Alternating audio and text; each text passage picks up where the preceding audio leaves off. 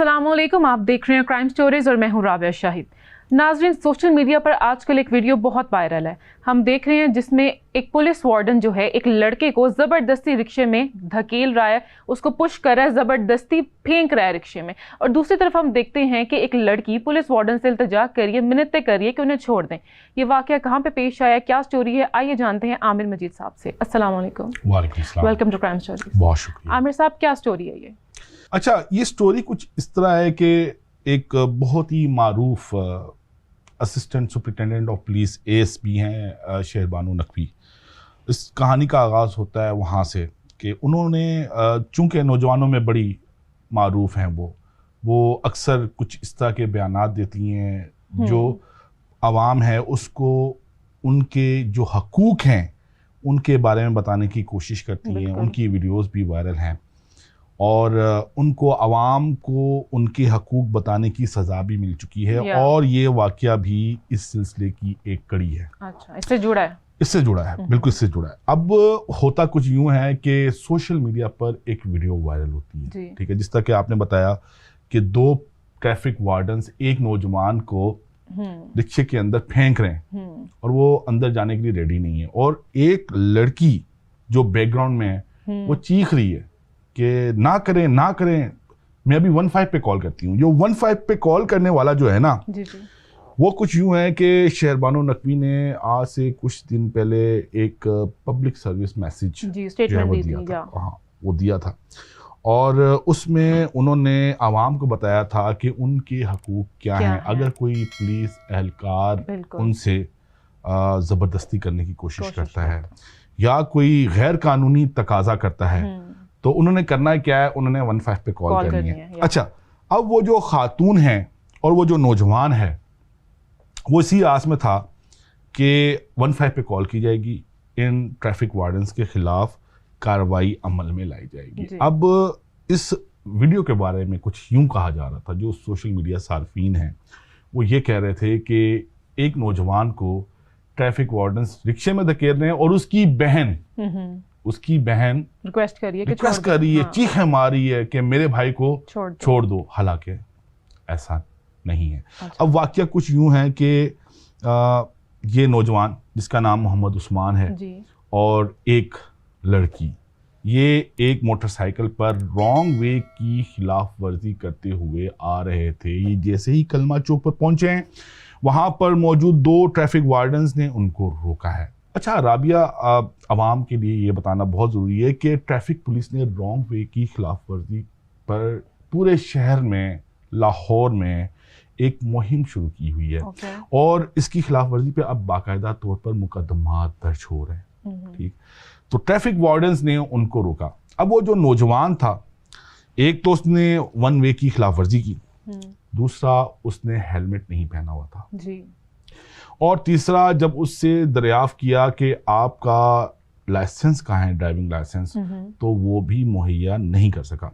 अब होता क्या है, वो नौजवान क्या कहता है, वो नौजवान उन ट्रैफिक वार्डन्स को कहता है कि यार 200 रुपये का मेरा एक चालान कर दो, सबसे छोटा चालान है जी।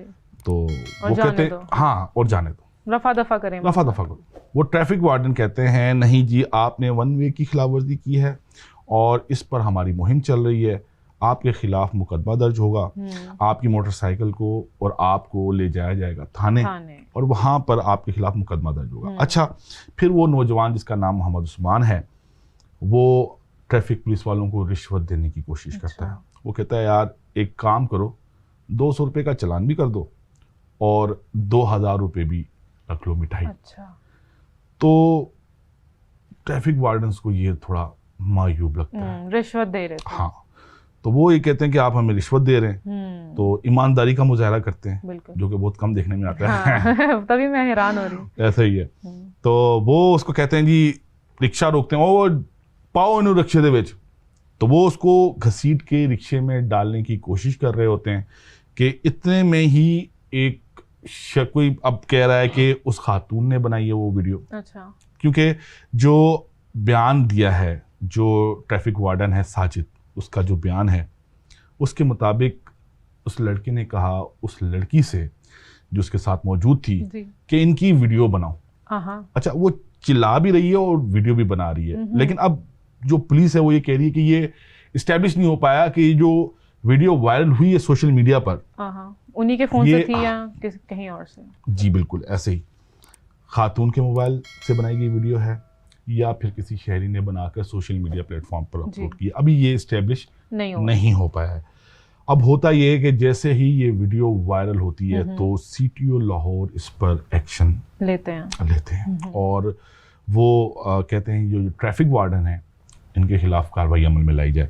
दोनों जो ट्रैफिक वार्डन मौजूद होते हैं उस मौके पर उन दोनों को गिरफ्तार कर लिया जाता है। पहले तो वो जो शहरी था उसको वो ट्रैफिक वार्डन बड़ी कामयाबी से रिक्शे में बिठाकर गार्डन टाउन पुलिस स्टेशन ले जाने में कामयाब हो जाते हैं। जो एक ट्रैफिक वार्डन है साजिद, उसकी मुद्दत में जो उस्मान नामी लड़का है उसके खिलाफ मुकदमा दर्ज हो जाता है। मुकदमा दफात 506 पाकिस्तान पिनल कोड की, इसके अलावा 186 और 279, इसके अलावा मोटर व्हीकल ऑर्डिनेंस 1965 है, उसकी दफ़ा है 3 और दफ़ा 112। इसके अलावा पीका ऑर्डिनेंस है, उसकी दफ़ा 21 सब सेक्शन D1 के तहत मुकदमा दर्ज हो जाता है। इसमें साजिद नामी जो ट्रैफिक वार्डन है वो मुद्दई है। उसके बाद जैसे ही सीटीओ का ऑर्डर आता है तो एक और एफआईआर दर्ज की जाती है, एफआईआर नंबर 1422/25 वो दर्ज होती है ट्रैफिक वार्डन साजिद और उसके साथ जो मौजूद ट्रैफिक वार्डन होता है उनके खिलाफ दर्ज होती है। उनके खिलाफ जो एफआईआर दर्ज होती है वो पुलिस ऑर्डर की दफा 155C की वायलेशन के खिलाफ एफआईआर दर्ज हो जाती है। अच्छा, अब लोग जानना चाहते हैं कि ये मामला है क्या? कंफ्यूज सी सिचुएशन लग रही है। बिल्कुल कंफ्यूज सी सिचुएशन है। उसमें लोग जानना चाह रहे हैं कि लड़के के साथ क्या हुआ, उसकी बहन के साथ क्या हुआ। तो हमने जो खोज लगाई है और जो इंचार्ज इन्वेस्टिगेशन है वसीम नाम है गार्डन टाउन के, उन्होंने हमें बताया कि ये दोनों लड़का और लड़की पहले तो बहन भाई नहीं है। अच्छा, ये दोनों स्टूडेंट हैं।